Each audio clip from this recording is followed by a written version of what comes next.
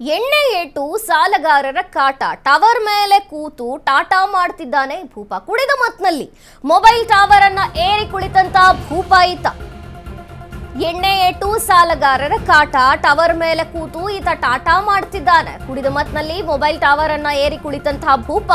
ಬಾಗಲಕೋಟೆ ಜಿಲ್ಲೆಯ ನವನಗರದಲ್ಲಿ ಯುವಕನ ಹುಚ್ಚಾಟ. ಸೆಕ್ಟರ್ ನಂಬರ್ 36ರಲ್ಲಿ ಟವರ್ ಏರಿದಂತಹ ಭೂಪ ಭೀಮು ವಡ್ಡರ್. ಸ್ಥಳೀಯರ ಮಾಹಿತಿಯ ಮೇರೆಗೆ ಸ್ಥಳಕ್ಕೆ ಪೊಲೀಸರು ಆಗಮಿಸಿದ್ರು. ಅಗ್ನಿಶಾಮಕ ಸಿಬ್ಬಂದಿ ಡಿವೈಎಸ್ಪಿ ಗಜಾನನ್ ಸುತಾರ ಭೇಟಿ ನೀಡಿದ್ರು. ಸಮಸ್ಯೆ ಬಗೆಹರಿಸೋದಾಗಿ ಭರವಸೆ. ಆಗ ಕೆಳಗಿಳಿದಿದ್ದಾನಂತೆ ಈ ಭೂಪ.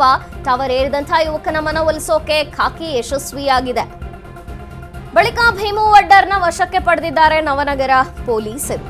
ಬಾಗಲಕೋಟೆಯಲ್ಲಾಗಿದೆ ಈ ಘಟನೆ. ಯುವಕನ ಹುಚ್ಚಾಟ. ಕುಡಿದ ಮತ್ತಿನಲ್ಲಿ ಮೊಬೈಲ್ ಟವರ್ನ ಏರಿ ಕುಳಿತಿದ್ದಾನೆ ಈ ಭೂಪ. ಬಾಗಲಕೋಟೆ ಜಿಲ್ಲೆಯ ನವನಗರದಲ್ಲಿ ಯುವಕ ಹುಚ್ಚಾಟ ಮೆರೆದಿದ್ದಾನೆ. ಸೆಕ್ಟರ್ ನಂಬರ್ 36 ಟವರ್ ಏರಿದಂತಹ ಭೂಪ ಭೀಮು ವಡ್ಡರ್. ಸ್ಥಳೀಯರಿಗೆ ಮಾಹಿತಿ.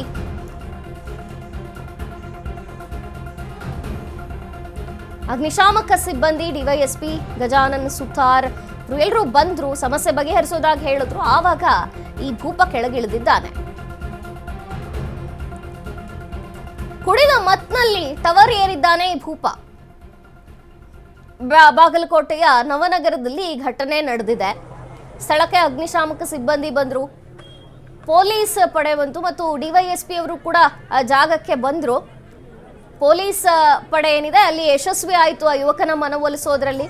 ಟವರಿಂದ ಕೆಳಗಿಳಿಯುವಂತೆ ಹೇಳಿ ಮನವೊಲಿಸಿ ಕಡೆಗೆ ಅವನನ್ನ ಕೆಳಗಿಳಿಸುವಲ್ಲಿ ಯಶಸ್ವಿಯಾಗಿದ್ದಾರೆ. ಸ್ಥಳೀಯರ ಮಾಹಿತಿಯ ಮೇರೆಗೆ ಪೊಲೀಸರು ಆ ಸ್ಥಳಕ್ಕೆ ಬಂದಿದ್ದಾರೆ. ಡಿವೈಎಸ್ಪಿ ಗಜಾನನ್ ಸುತಾರ್ ಕೂಡ ಭೇಟಿ ನೀಡಿದ್ರು. ಸಮಸ್ಯೆ ಬಗೆಹರಿಸೋದಾಗಿ ಯುವಕನಿಗೆ ಭರವಸೆಯನ್ನ ಕೊಟ್ಟು ತದನಂತರ ಅವರ ಮನವೊಲಿಸಿ ಖಾಕಿ ಅವನನ್ನ ಕೆಳಗಿಳಿಸುವಲ್ಲಿ ಯಶಸ್ವಿಯಾಗಿದೆ. ಭೀಮು ವಡ್ಡರ್ನ ವಶಕ್ಕೆ ಪಡೆದಿದ್ದಾರೆ ಈಗ ನವನಗರ ಪೊಲೀಸರು. ಕುಡಿದ ಮತ್ನಲ್ಲಿ ಸಾಲಗಾರರ ಕಾಟಕ್ಕೆ ಟವರ್ ಏರಿ ಕುಳಿತಂತಹ ಭೂಪ ಈತ.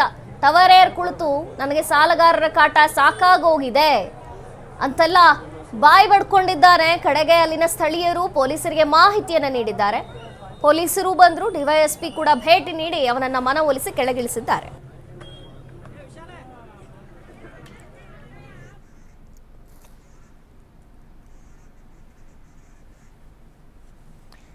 ಈ ಬಗ್ಗೆ ಹೆಚ್ಚಿನ ಮಾಹಿತಿಯನ್ನ ನೀಡ್ತಾರೆ ನಮ್ಮ ಪ್ರತಿನಿಧಿ ಆನಂದ್. ಎಸ್ ಆನಂದ್, ಏನಿದು ಘಟನೆ?